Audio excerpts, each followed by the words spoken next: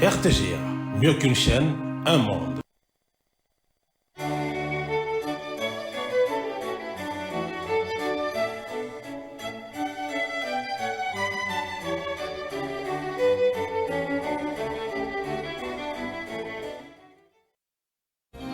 Ce journal vous est offert par Tango Protection.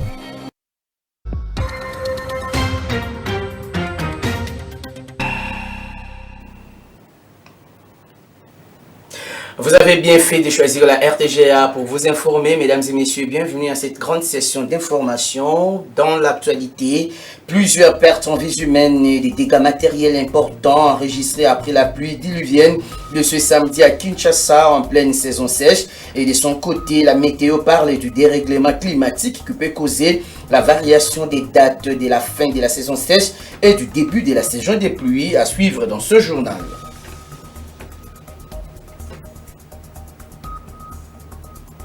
On va parler de la crise sécuritaire dans l'est de la RDC. Washington impose sa loi au Rwanda de retirer ses troupes, ses armes et son matériel militaire dans cette partie de la RDC. Cet ultimatum des États-Unis d'Amérique aux groupes armés intervient avant la signature de l'accord de paix entre Kinshasa et Kigali.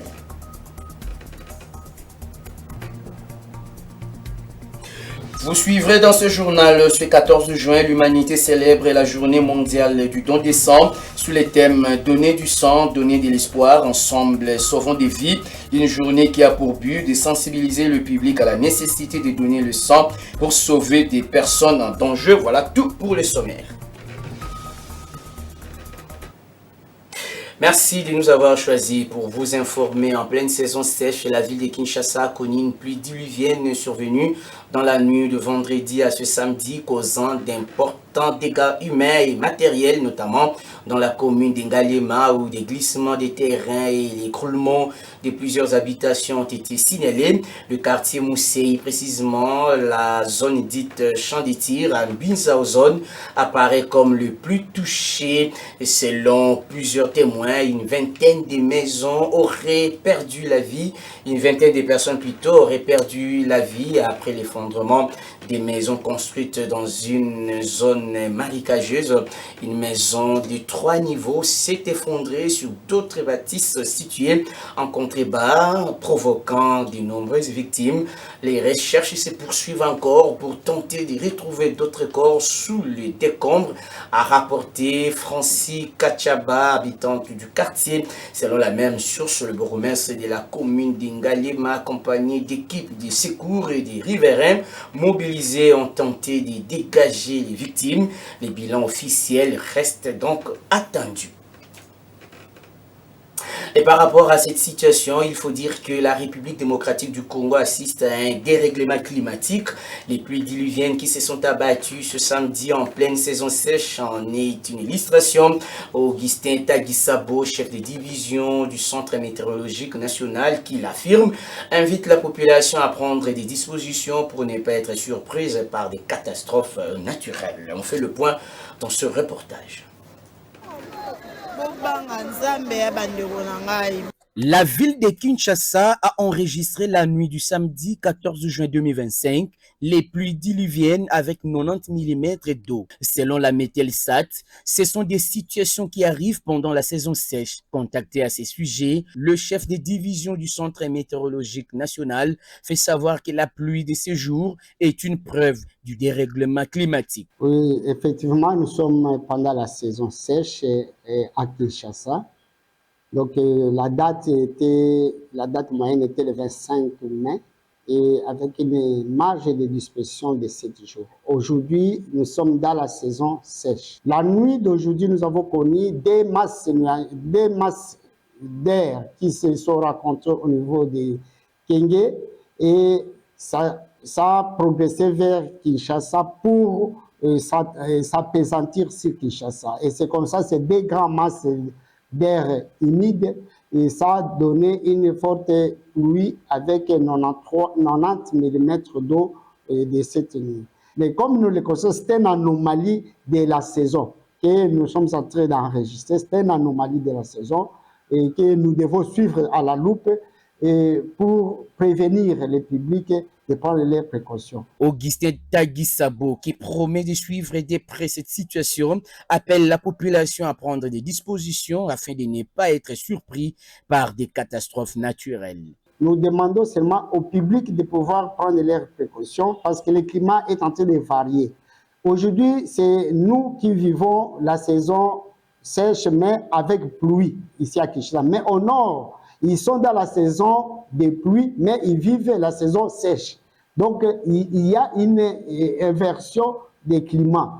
Donc, cette inversion-là, nous sommes en train de suivre et de faire les études approfondies pour essayer d'alerter le public et de prendre les précautions et les dispositions nécessaires pour ne pas tomber victime des catastrophes naturelles. Selon cet expert, cette variation du climat peut entraîner également la variation des dates de la fin de la saison sèche et du début de la saison des pluies. L'on peut assister soit à un glissement ou à une anticipation de la saison.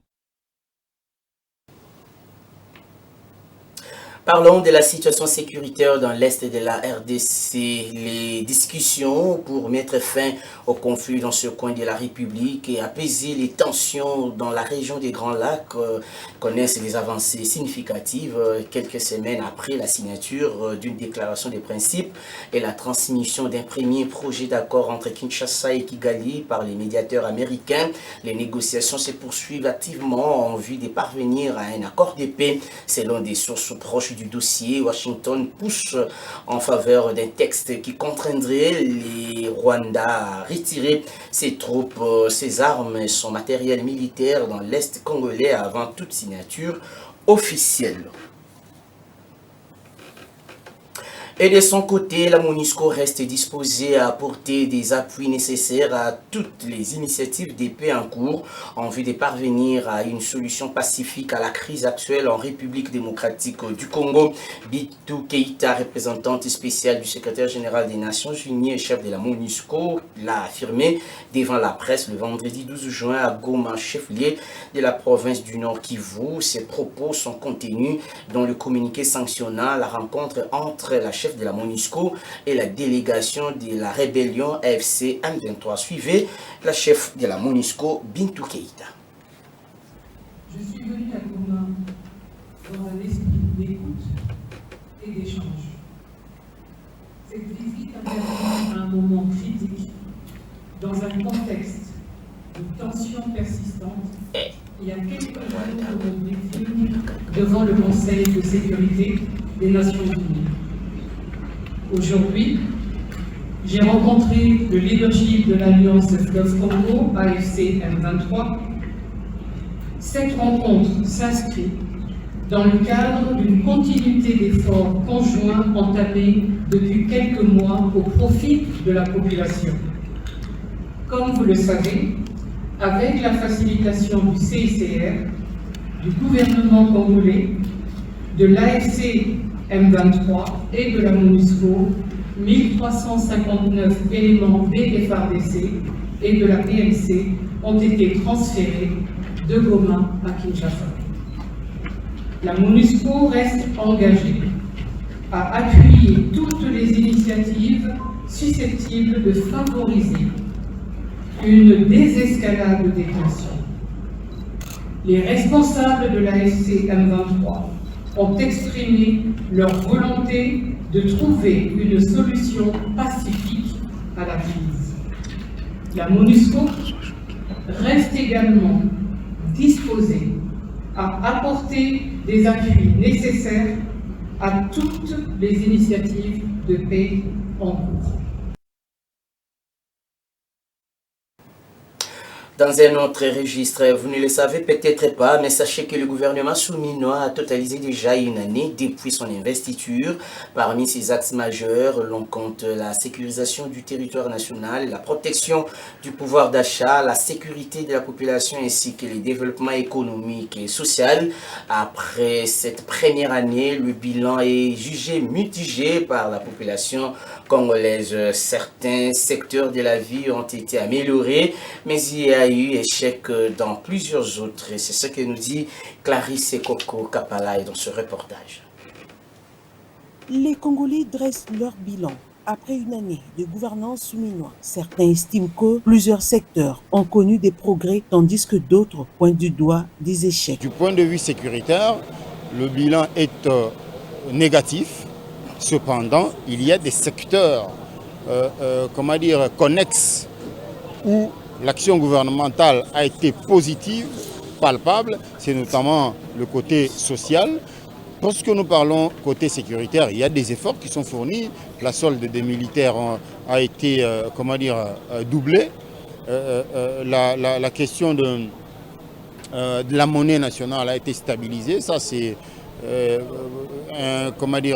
une réalisation dans l'actif du gouvernement souminois avec le ministre des Finances. Plus tranchant, John Silla estime que le bilan est tout simplement négatif. Bilan na bango na inane bango basali en tout cas c'est négatif.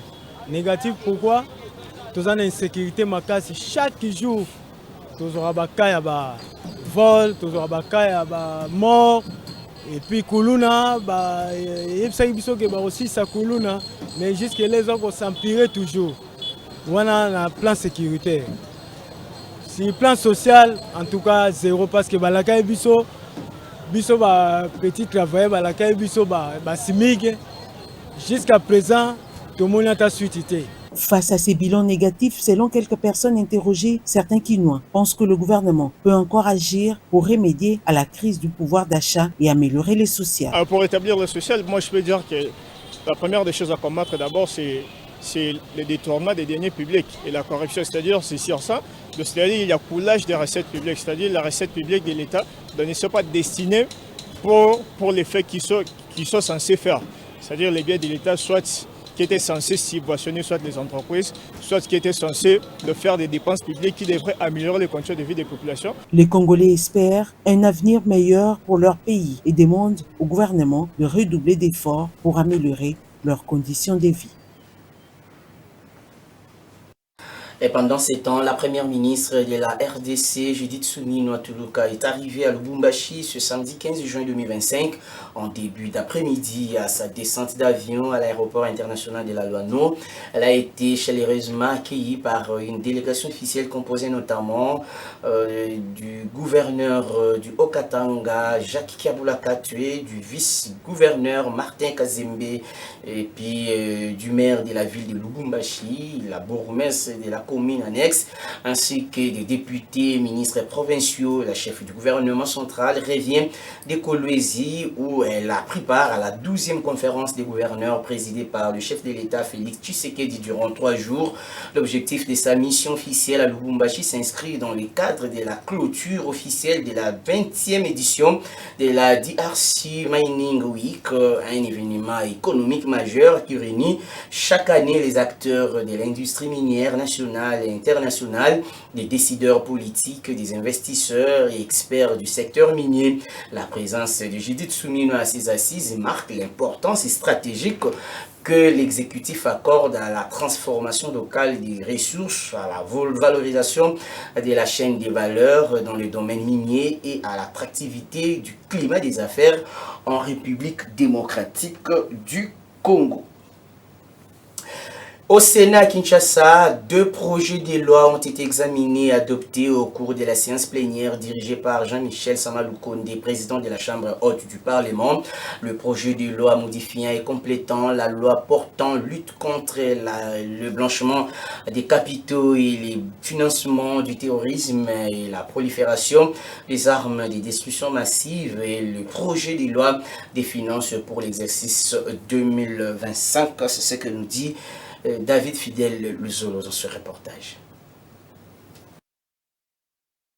La loi des finances de l'exercice 2025 passe à plus de 51 milliards de francs congolais, soit une diminution de 1,7% en raison de plusieurs facteurs, dont notamment la guerre d'agression menée par le Rwanda contre l'Est de la RDC, causant la difficulté pour des régies financières de recouvrer certaines taxes dues au trésor public. Cela ressort de l'adoption du projet de loi des finances rectificatives pour l'exercice 2025 par le Sénat au cours de cette session plénière. En effet, au cours de la séance plénière du 7 juin 2025, l'Assemblée plénière du Sénat avait confié à la Commission économique, financière et de la bonne gouvernance le projet de loi des finances rectificatives de l'exercice 2025 pour un examen approfondi. Elle y a travaillé sur base du texte de ces projets de loi tels qu'adoptés par l'Assemblée nationale, de la documentation et des informations reçues des différents membres du gouvernement ainsi que des responsables des régies financières. Avant tout, la plénière a inscrit au calendrier et à l'ordre du jour 2 matières dont le dépôt au bureau du Sénat a été annoncé d'entrée des jeux par l'honorable Jean-Michel Samalukonde Kyenge, président du Sénat. Il s'agit du projet de loi portant ratification de l'ordonnance loi numéro 25/025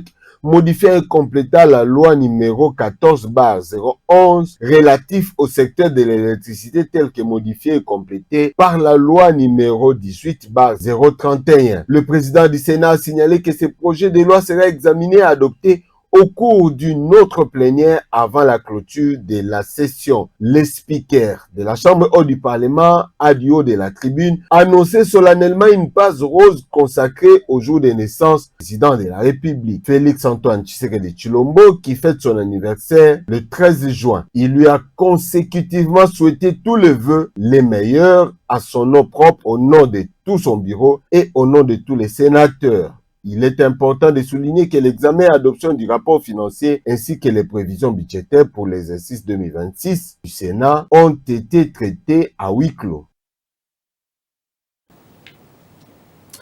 Parlons santé dans ce journal. Donner du sang, donner de l'espoir, ensemble sauvons des vies. C'est sous ce thème que l'humanité a célébré ce 14 juin la journée mondiale du don des sangs dédiée aux millions des donneurs des sangs volontaires. Cette 21e édition vise à sensibiliser le public à la nécessité cruciale des dons des sangs et à l'impact qu'ils ont sur la vie des patients. Nana Bwanantumba a signé ce commentaire.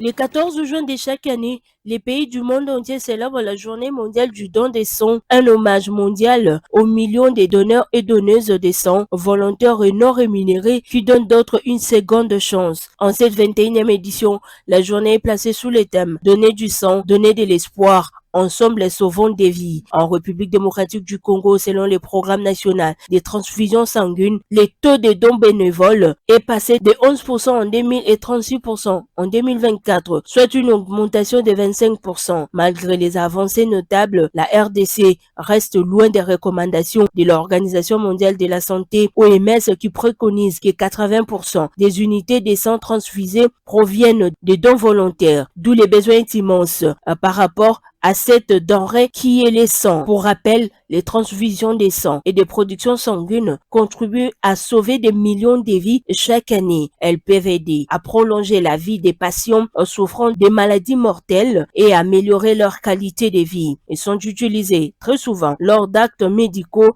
et chirurgicaux. Pour les chercheurs, le don de sang joue un rôle essentiel et vital dans les soins de la mère et de l'enfant et surtout dans des interventions d'urgence en cas de catastrophe d'origine humaine ou naturelle. Sachez que partout sur la planète, des compagnies sont organisées dans l'objectif de sensibiliser les publics à la nécessité cruciale des dons de sang et des plasmos ainsi que à l'impact qu'ils ont sur la vie des patients. Encourager les donneurs et les donneuses à donner régulièrement leur sang contribue ainsi à assurer un approvisionnement stable et suffisant. Les donneurs et les donneuses assurent la santé et le bien-être d'autrui et promouvoir les valeurs de solidarité, de compassion et des communautés par les dons des sangs. On reste toujours dans ces secteurs pour dire que donner des sangs pour sauver des vies est un acte louable et crucial. Ainsi, comment se comporter et comment consommer, quoi consommer pour avoir du sang de qualité. Désiré Bombi, les nutritionnistes, nous en parle dans ce propos recueilli pour vous par une fois de plus Nana Bwanantumba. Pour avoir une bonne qualité de sang, il y a lieu à noter qu'il y a des aliments qui contiennent des nutriments importants qui jouent 3 rôles importants. D'abord, les aliments qui vont faciliter la bonne circulation du sang pour distribuer l'oxygène. Il faut des aliments qui sont riches en fer pour éviter la carence en vitamines, mais aussi il faut aussi des aliments qui permettent une bonne coagulation, c'est-à-dire un équilibre dans la coagulation du sang. Pour ces, quand les aliments ne sont pas sélectionnés, vous avez la facilité d'avoir des sangs lourds. Et un sang lourd ne peut pas circuler comme il faut. Ça crée déjà un problème. Quand vous avez une alimentation pauvre en fer, vous aurez la carence. Et aussi, quand vous avez des aliments trop saturés, trop de graisses saturées, vous aurez des sangs qui n'ont pas l'équilibre des coagulations. Et ça peut compliquer votre existence.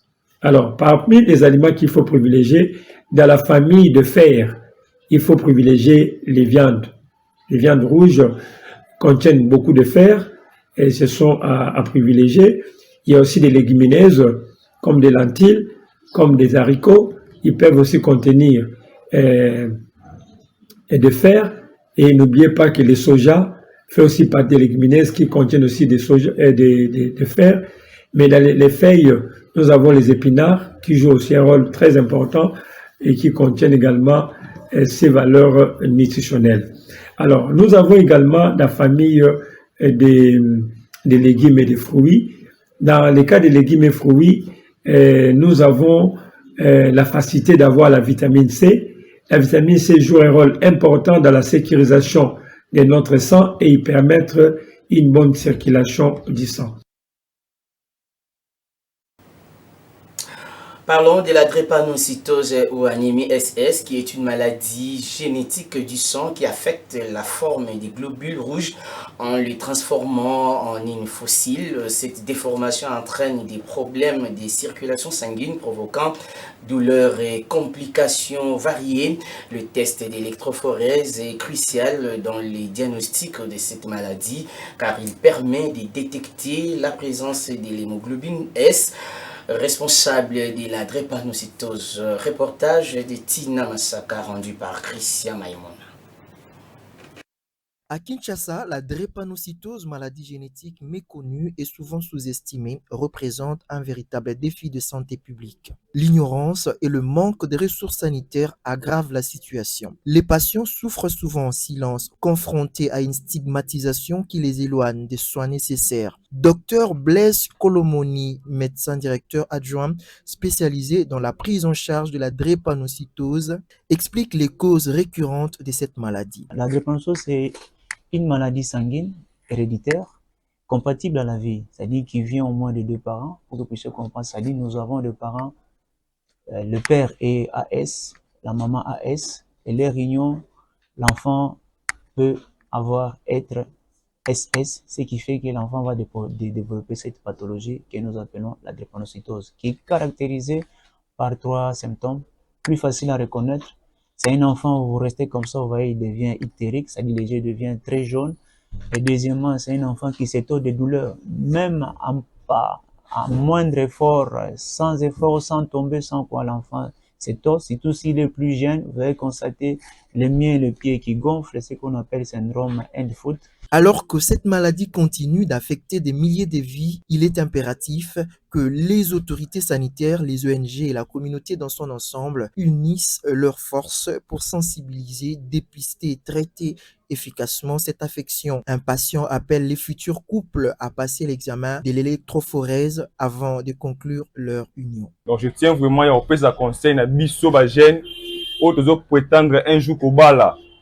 Donc c'est vraiment important to ya ko ça examen ya électrophorèse ou ko permettre biso to ko na médicament ou ma bote belé exactement ko na ngote. Le gouvernement congolais a également pris conscience de l'urgence d'éradiquer cette maladie. C'est ainsi qu'il a intégré des stratégies préventives telles que les dépistages de la drépanocytose dans le programme de santé maternelle et infantile afin de réduire le nombre de nouveaux cas. Alors voici les rappels des principaux titres de ce journal avant de se quitter. Plusieurs pertes en vies humaines et des dégâts matériels importants ont été enregistrés après la pluie diluvienne de ce samedi à Kinshasa en pleine saison sèche. Et de son côté, la météo parle du dérèglement climatique qui peut causer la variation des dates de la fin de la saison sèche et du début de la saison des pluies.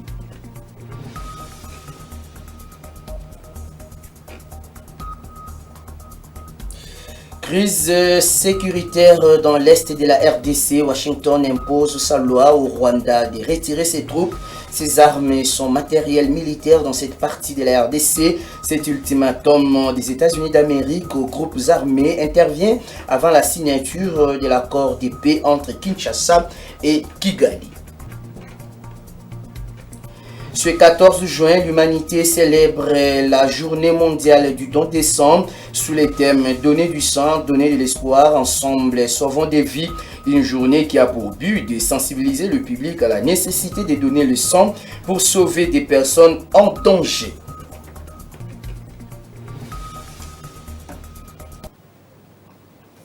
Voilà, c'est la fin de cette grande édition du journal. Merci à vous de l'avoir suivi et bonne suite des programmes sur les antennes de la RTG. Au revoir.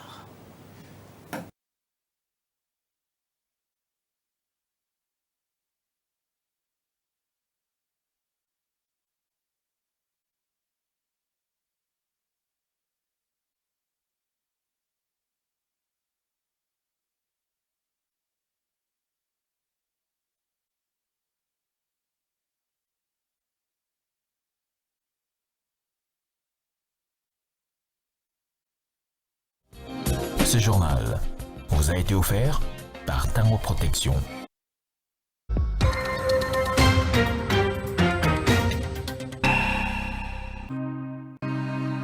RTGA, mieux qu'une chaîne, un monde. RTGA, mieux qu'une chaîne, un monde.